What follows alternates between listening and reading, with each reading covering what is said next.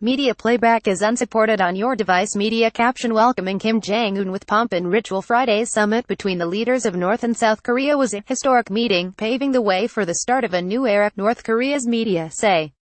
The North's Kim Jong-un and Moon Jae-in of South Korea agreed to work to rid the peninsula of nuclear weapons. The official KCNA news agency hailed this as a new milestone in the path to joint prosperity. It also carried the full text of the declaration. China and the United States both welcomed the news. However, U.S. President Donald Trump said he would continue to exert maximum pressure on North Korea as he prepares to meet Mr. Kim in the coming weeks. After the talks at the border, Mr. Kim and Mr. Moon also agreed to push towards turning the armistice that ended the Korean War in 1953 into a peace treaty this year. The summit came just months after warlike rhetoric from North Korea. What is in the agreement? Details of how denuclearization would be achieved were not made clear, and many analysts remain skeptical about the North's apparent enthusiasm for engagement. An issue for the North is the security guarantee extended by the U.S., a nuclear power, to South Korea and Japan and its military presence in both countries. Previous inter-Korean agreements have included similar pledges but were later abandoned after the North resorted to nuclear and missile tests and the South elected more conservative presidents.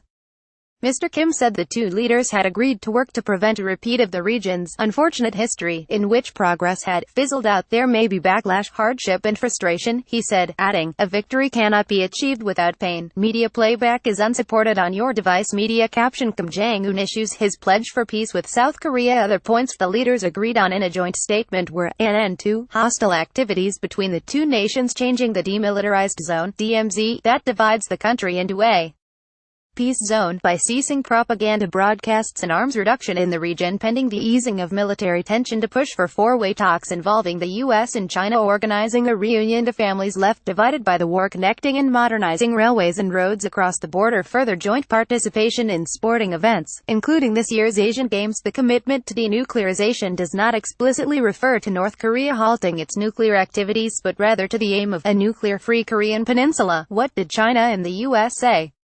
China later praised the political determination and courage of both leaders and said it hoped the momentum could be maintained. President also welcomed the news, tweeting that, good things are happening. Media playback is unsupported on your device. Media caption the moment Kim Jong-un crossed into South Korea. Speaking in Washington, Mr. Trump said his expected meeting with Mr. Kim would take place in one of two countries under consideration and vowed he would not be played by the North Korean leader. We will come up with a solution, and if we don't, we'll leave the room, he said. New U.S. Secretary of State Mike Pompeo, who earlier this month traveled secretly to Pyongyang to meet Mr. Kim, said his impression was that Mr. Kim was serious about reaching a deal. The economic pressure put in place by this global effort that President Trump has led him to believe that it's in his best interest to come to the table and talk about denuclearization, he said. How did Friday's summit unfold? The leaders were met by an honor guard in traditional costume on the South Korean side. The pair walked to the Peace House in Panmunjom, a military compound in the DMZ. Mr. Kim then invited the South Korean president to step briefly across the demarcation line into North Korea, before the pair stepped back into South Korea, all the while holding hands. It was an apparently unscripted moment during a highly choreographed sequence of events. Image caption Mr. Kim and his wife Ri Sol-ju sat with Mr. Moon and his wife Kim Young-suk. The two leaders spoke together during a session broadcast live on South Korean TV. Mr. Kim jokingly apologized to Mr. Moon for repeatedly forcing him to get up early because of the North's missile and nuclear tests. I heard you, President Moon, had your early morning sleep disturbed many times to attend National Security Council meetings, he said. I will make sure that your morning sleep won't be disturbed. Now I can sleep in peace, Mr. Moon replied. Mr. Kim also acknowledged that the North's infrastructure lagged behind that of the South. I'm worried that our transport situation is bad, so it may discomfort you. It may be embarrassing for me if you visit North Korea after living in the South's environment, he said.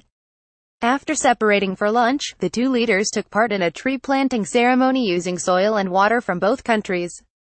Image copyright Getty Images. Image caption Mr. Kim traveled in a car surrounded by jogging bodyguards. They later attended a banquet.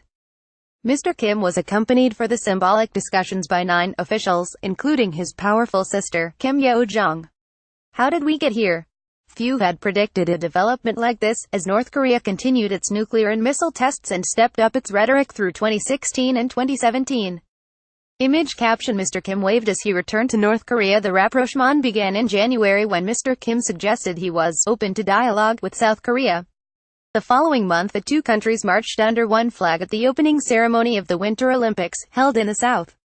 Image copyright Getty Images. Image caption: many South Koreans were overcome with emotion as they saw the historic moment on TV. Mr. Kim announced last week that he was suspending nuclear tests.